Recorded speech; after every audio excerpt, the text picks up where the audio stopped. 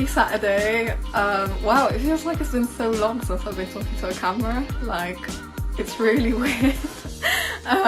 But as you all know, today I'm back with for another chat with another inspiring figure of the month. So for those who don't know, Inspiring Figures is a column that I have on my blog, paulie.com, about people you should really know about. So I'm not going to delay it anymore because I'm so excited to speak to this person, and I hope you get a lot out of it. So make sure that you ask questions along the way if you have any questions. But yeah, I'm going to invite her on now. Hello. Hi. You okay? I'm okay, thanks. Wow, it's so nice to see you. I haven't seen you in ages. I know. Yeah. How's it going? Everything's good, thank you. Yeah, just life. Yeah. You know what I mean? Oh, it's so lovely to see you. So yeah, thank you so much for taking the time to chat with me today. Thanks for having me. Could you quickly introduce yourself and what you do, and then we can go from there? Yeah, cool. So my name's Shehla. I'm also known as Cameratic on Instagram. I'm a freelancer, so I do a lot of digital marketing, training, photography, mainly specialising in aerial photography, so a lot about drones. And I travel a lot, as you may know if you follow me on Instagram. They're really amazing travel pics. Like I'm traveling in a week and I can't wait. I'm like up my Instagram game every time I travel. So, amazing. This is one of my favorite questions to ask people. How did you get to where you are right now? And I know like freelance is such a big thing now. Loads of people, I feel like a lot of people are slowly moving towards freelance after working, your traditional 9-to-5 jobs. After, a few years. So how did you become like a freelancer? And could you just talk through your sort of journey? Yeah. So cut a long story short. So I graduated with a journalism degree many years ago, and I was actually unemployed for about 1.5 years. And I just thought you leave uni and there's a job waiting for you. That didn't happen. I was very naive. So I was volunteering a lot, and then eventually landed a job in online marketing. So I was always commuting to Leeds. And then I worked at another agency, and I just thought you work 9 to 5, you eventually retire, you have a house, you have kids and all that, because that's what I was taught. And then I went and worked at a smaller agency in Sheffield, and I got made redundant. I was like, okay, this is really not working out how I thought it would. And then I worked somewhere else in-house, and it really wasn't for me. And I was so close to buying a house. And then I just thought, nah, I'm going to go and travel. And everyone was like, what do you mean you're going to go travel? Are you rich all of a sudden? Like, what's happened? And I was like, I've got some savings. I'm going to go and travel. So basically I travelled for 5 months. I came home and I was applying for jobs, but I thought I'd freelance just to keep me going. And I started doing that, and eventually landed a contract with Google, and then picked up some more freelance work, and I'm going into my 3rd year now. So yeah, I was just, it just sort of happened, and I stuck with it because I think freelancing, as you said, a lot of people are moving towards it, but historically it's been quite a scary thing. Like, definitely. You freelance, people either think you have loads of money or none at all, and sometimes it can go either way. So yeah. Definitely. So I know, like you said, freelancing is such a difficult choice for some people. Sometimes it's the only choice. But so what do you think like the most rewarding part of it is, and the most sort of difficult part of freelancing is? Because I can think of it's such a wide variety, which is like when people sort of weigh out pros and cons, it's like all over the place. So what do you think? So I've had to do this myself, where I've had to get like a notepad and just think, actually, is this the right thing for me? Because you'll have months where you're so busy and overwhelmed, and you've got all this work, and it's like, wow. And then there's months where it's like, oh no. Yeah. I think for the pros, like, for example, if it's snowing outside, I don't have to worry about getting a train. I could just stay in bed and do my work if I'm not like training in person. Yeah. And I think you have a bit more control over things that you don't want to do. So if there's certain industries I don't want to work in, or something that I might find boring, I don't always have the choice, but I can sort of say no to things as well, rather than, oh, I've got to go into the office and deal with this client. You kind of have a bit more control. And, you know, if you're passionate about what you do and you enjoy what you do, it doesn't always feel like work. It's like, oh, this is quite fun. And it enables me to travel a lot. So I do get like loads of questions about, do people pay you to travel? And it's like, no, I just work a lot, some solid months, and then I can have 6 weeks and I'll work remotely. So that is a big thing. And travel, as you know, is a big part of my life. Yeah. In terms of the cons, people might not pay you on time. Yeah. So sometimes it's like, oh, yeah, we'll pay you, and you're chasing invoices. And if you're chasing 2 or 3 invoices, it can be difficult because you're like, no matter what happens, my outgoings are going out. So it can feel like a constant battle. And the admin work, like, you are responsible for everything you do. So in an agency, you can't be like, well, the sales team didn't do this, or the account manager's done this. It's you. And sometimes you do need that pressure, but that pressure can sometimes be a bit overwhelming, especially when you're on your own and you're like, I can't like call a staff meeting. Yeah. I have a lot on my own, but you can't like always call other people. So I think it's important to be part of a lot of communities where you do get that support. Definitely. Oh, I mean, like, again, it's one of those things like, oh my God, it's so flexible, but then you're like, it's like, everything. Yeah. Yeah, 100%. Yeah. So what sort of advice would you give to someone who is like looking to start freelancing? Again, like we've said, it's so scary. So what are sort of the first steps? I think creating a portfolio and going to a lot of networking events. Mm-hmm. I used to find networking events, and sometimes I still do find them quite overwhelming and intimidating. Like, it's like that whole school disco thing. You go in, everyone knows everyone, and you're just stood there on your own. But I'd say network a lot, build up your profile. So find out if there's any communities you can join as well. I think for me, doing a lot of public speaking in the communities has helped, because I get people coming up to me going, oh, you did this, you did that. And I'm like, I have no idea who you are, but thank you. Yeah, I can imagine with you, it's happening all the time. Yeah. And you sort of build up this profile, and that's a good way. Contacts, even people you know immediately, you never know. It could be a family friend. They might have someone in their network who needs your skills. And I think sometimes people shy away from that. I've certainly done that, where I'm just like, yeah, I don't need to mix the two, but actually your community, your neighbours, anyone and everyone should know what you do is your skills. Yeah. And you never know, you'll just pick up work that way, and then eventually you get recommended. Oh, definitely. So, yeah. When you get to that stage of recommendation, it feels amazing. It's amazing. Yeah. So like you said, like one of the most important things is like building up your network and going to these networking events and finding community groups. So I know you're a huge part of Sheffield Women in Tech, which is a tech, I was going to call it a society, like I'm still in a tech community in Sheffield that sort of launched last year. So I know I do loads of stuff in the women in tech space, and I know we've had this conversation before, but what do you think, why do you think it's so important to have a gender diversity in like the workplace, but also in like the freelancing world? Because as you probably know, like a lot of freelancers I've seen it's still quite male dominated. So why do you think it's just important to have that?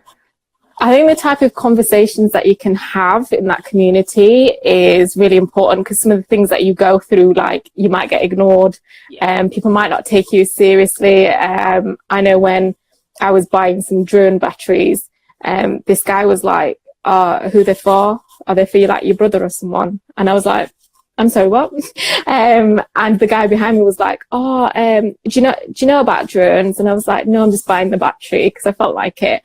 And those type of things that I think not everyone would understand. But when I told the women in tech community, they were like, oh my God, yeah. And everyone's got a story, which is sad in a sense, but it's also like, oh, okay, well, how did you deal with it? And you can have those type of conversations that might be uncomfortable sometimes in a male dominated. It's Definitely. like, oh, you're being a bit too sensitive. Not everyone's like that.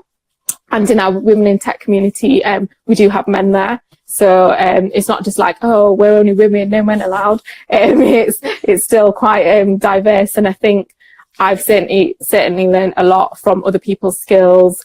And it's just nice to have other people come in and say, well, even simple things like how would you do your CV? How do you portray yourself online? How do you ask for a pay rise? Because I know I found that uncomfortable. Are there certain things in place that you can put in as a freelancer? Those kind of things. So it's more like a support network, but also just finding out if we also have like a buddy system as well. So if someone's going to an event and they think, do you know what, it's going to be male dominated, I don't want to go. You can buddy up with someone and say, do you want to come with me as well? Which I think has helped quite a few people as well. Yeah. No, that's true. That's really, really good. I think like I can't talk enough about community groups. I can like talk for hours. It's honestly the thing that changed like my life and like helped me become more confident. Let's move on to just traveling. I'm so excited about this topic. I know this is like your expertise, so I love it. So what could you tell us more about like your recent adventure? I've been following it on Instagram. I'm just liking all the pics, like, oh yeah, it's amazing. So could you tell us your recent adventure? Yeah, so I went to Chile for a bit of work and mentoring and coaching and stuff. And then I went to the Antarctica. So I reached my 7th continent. Best 2 weeks of my life, hands down. I still wake up and think, wow, I was there and I did that. It was so surreal. No internet for 2 weeks. No social media.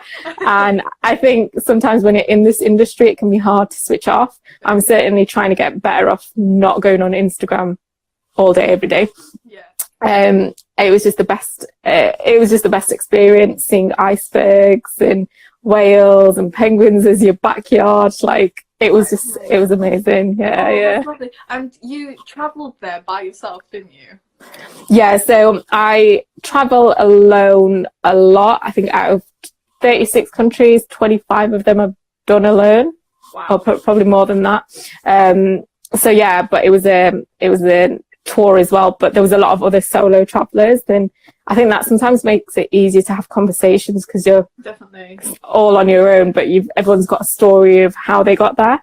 Yeah, I think like so being a solo traveler has always been something that I've always wanted to do. It's literally on my to-do list, but the thought of going somewhere outside of like outside of the UK by myself actually like genuinely terrifies me. But like, do you have like any advice for anyone wanting to do that? Because it's such a huge jump just to decide like, I'm gonna travel by myself. It's just I think I understand, because I used to hate leaving the house on my own. I used to think people are looking at me, they're judging me, they think that I'm on my own. And I always grew up with this fear, and I'm naturally quite introverted and quite shy. But I went to Australia on my own, and I remember just thinking, I have to get on a train and go to London on my own. Oh my God, and I have to get the tube. Oh my God, I've got these bags. What if I miss my flight? What if I've not booked it right? What if this and that? And you just have to sometimes make a list, think about the things that are worrying you. Trust me, like now I just turn up at the airport and I'm like, yeah, where am I going? Okay, yeah, this and that. Like, I'm so chilled out about it. I think it's the anxiousness of going there and being like, oh, I'm going to be on my own, but you're never really on your own. I went to Australia and I checked in and I was like, what am I going to do with my time? But I just went for a walk, went to a cafe. I was like, this is amazing. No one's gonna argue with me about, I want to do this, I want to do that. You just get to do your own thing. And I think weighing up the pros of that freedom and nearly went there. And just have a cafe sort of day, like where you chill out and do your own thing. And I think if you're genuinely that worried, sometimes if I'm going somewhere really far and I think, oh, what am I actually going to do there? Book a day tour doing something. So at least you know you've got something going on and you will meet people. So definitely, and just think about the amazing places you'll see. Yeah. Once you're out there and you've done it, you'll never stop. You'll just be like, yeah, I'm going here, I'm going there now. As you've seen. So, yeah. It's like, bye. So yeah, like 100% recommend it. And it's just amazing. And you learn a lot about yourself as well. I certainly don't think I would be running my own businesses if I hadn't traveled alone, because I don't think I would have had that confidence built. And once you travel alone, you learn that actually I can do this. What else can I do? So highly recommend it. That's amazing. Yeah, I mean, there was loads of pros in that. It is something I really want to do in the future. It's just, I mean, like, so I went to Cape Verde in February and I met 2 female travelers, like solo travelers. Like, oh yeah, I read about that. Yeah. And they were just so like, they told me about all their stories, and I was sat there so inspired. They were just like, yeah, it's completely fine. It's scary at first, but then, like you said, you go, if you really want it, you can go on a day tour, or like, you know, you're never really alone, which is, I think, one of the biggest, one of the things that really scares me. So with all the good stuff, I know I don't want to dwell too much on the bad stuff, but what do you think is like sort of the worst part of traveling by yourself? I can already think of one. Okay, maybe being followed and harassed. But I think for me, sometimes it's more like if you want to book something, the cost of going on your own and in a group is the same. So you sometimes have to soak up the costs, which can be a bit hurtful to your bank account. And I think like maybe taking pictures, even though I've got like my tripod and my drone and try and use that, sometimes you just want a picture.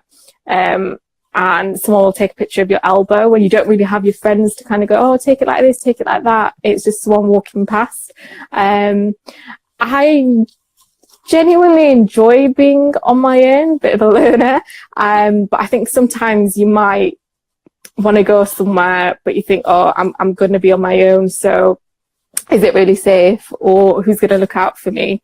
But usually I think that there haven't been that many days where I'm like, oh God, I'm on my own. You can overthink quite a lot. I think if you're an overthinker, there's a lot of time to overthink, but you can also spend time doing other things that you want, or just finding nothing to do and just being like, it's okay if I sit in this park and do nothing, it's fine. Fine, yeah. I think one of the main things for me is the pictures. I know that sounds so silly, but like I always have like this is so bad, but like with Matt, because I always travel with Matt, but whenever, like, he's like an Instagram husband, as you know. Yeah. He has like I always take a reference picture for him, and I'm like, okay, this is exactly what I want it to look like in this angle, and this is where I want to be. And then he's like, okay, and then he does it perfectly and reproduces my vision, which is it's difficult. That is amazing. That is amazing. Yeah, there's been times where I'm at the top of the Great Wall of China and someone took a picture of my knee, and I was like, guys, that's not what I was going for. That wasn't the brief. And at Sydney Harbour Bridge, someone took a picture of my elbow, and I was like, no guys, no. So sometimes it can just be like, just tell me you don't know how to take photographs. But I think people are getting better. And I usually have my tripod as well. So if I want to get certain shots, I'm like, find a quiet place, tripod out or drone, and then just take photographs. But yeah, that is one of the big things where you think, I really wish I had someone to kind of be patient enough and get those shots that I want. I mean, nowadays, like, Matt's sort of just like, oh, again. But at the start he was like, I'm completely patient. This is okay. Aww. So, like, what? This is going to be my final question for you. What's been the best place you've ever visited so far? Oh, that's such a horrible question as well, because I bet everyone's. Yeah, do you know what? Every place that I've visited has taught me something, or I've learned something. I've met the most amazing people, and been able to sometimes get rid of misconceptions when people are like, why are you going there? Like, oh my God, it's dangerous. And it's like, well, no, it's not. I'd say Antarctica. It's going to take a lot to beat that, because it wasn't like I didn't have a bad day at all. I just had 2 weeks of perfection that I've never experienced before in my life. And then after that, I'd say Fiji, just because you again, no internet. 15 of us on an island, and we were stargazing every night. So that was a special place. Wow. Yeah. Oh, Yeah. that's amazing. So, sorry, I said it was the last question, No. but now I'm really interested. How do you pack? Do you just have one backpack, or do you have like 10 million suitcases that you like drag to the airport? Like, how does it work? So I have my backpack, my big Osprey one, and that's got another rucksack attached to it, which I class as my day bag if I need it. Then I've got another backpack, sort of rucksack that I have in my hand luggage, but that has like a lot of my equipment. So Obviously. the clothes are kind of fine. I'm not too big on like having loads of clothes. It's my equipment, like batteries for every camera that I've got, a tripod, so things like that. But over the years, I've learned, I don't actually need this. Like, do you actually need this, or are you just being picky? And worst comes to worst, as long as you've got your passport, a bit of money, you can buy stuff. Yeah. So like, I would always say, don't like dwell and think, oh my God, I've not got this, I've not got that. You can buy stuff abroad. So yeah, I think that's one of the things that people don't really get. So I'm actually packing right now for an interrail I'm doing around. Oh yeah, amazing. I can't wait, I'm so excited. But yeah, so that's starting next week, and I was going to bring a suitcase because I was like, I need to bring everything, my whole life. You don't. Yeah, and then I actually swapped it out for a rucksack. It's by Eagle Creek. It's one of their 40 like just backpack. And I started like shoving everything in like packing cubes and compression cubes, and it's helped so much. And it's like now I've literally got like enough for the month, and like I keep forgetting that if I need like anything, I can literally go to a shop, or it's not like I'm going to the middle of nowhere where I can't buy anything. So So, even at the Antarctica on the ship, they had memory cards and stuff. So I was like, thank God, because I needed quite a few of those topping up. But yeah, so like, you're not going anywhere where, oh my God, I'm not going to have anything, I'm going to be deprived. You'll be fine. So yeah. I'm excited to see your trip. I really want to do Interrail. Thank you so much. It's my first time. Actually, it's not like glamorous. I know I sound like such like spoiled traveler, but normally I always have like I always go to hotels and book hotels rather than go and do Airbnbs and stuff. But this is my first time, literally Airbnbs, no hotels, no like bed and breakfast. It's like literally just me. Wow, amazing. I think another point is there's no right or wrong way of traveling. So I do a lot of hostels, I do a lot of Airbnb before I was like confident staying in hostels. And then if you're traveling for a long period of time, it's sometimes nice to just book yourself into a hotel and go, I actually need this luxury for just like 1 or 2 days, and then go back to how you want to travel. But again, there's no right or wrong way. I think it's what works for you and what you're happy with. Works, yeah. No, definitely. That's so true. I think I just can't wait. I'm gonna see how it goes, but I do have like money just in case. I'm like, actually, I want to go in the hotel. I don't want to stay. Can't do it. Yeah, I'm sure you'll be fine. Yeah, it'll be great. So, but yeah, thank you so much for chatting to me today. It's time was by. I know. Where can people find you to just check out your stuff? So I'm on @Cameratic1, and then you can also read my blog on www.cameratic.com. I'm not going to give you the rest of my social media handles. You can just find them because I've got like 5 or 6. So yeah, I don't want to overwhelm anyone. But thank you so much for having me. It was good catching up with you. It's lovely. Yeah, thank you so much. As usual, I'll be writing up what we've spoken about with loads of links. And I saw this morning. I don't know how I missed this, but you wrote a blog on STA travel. And I was like, oh my God, that's amazing. So I'll include that. So yeah, people can catch up over the next 24 hours, or I'm also going to post this on YouTube. So thank you so much again. Thank you.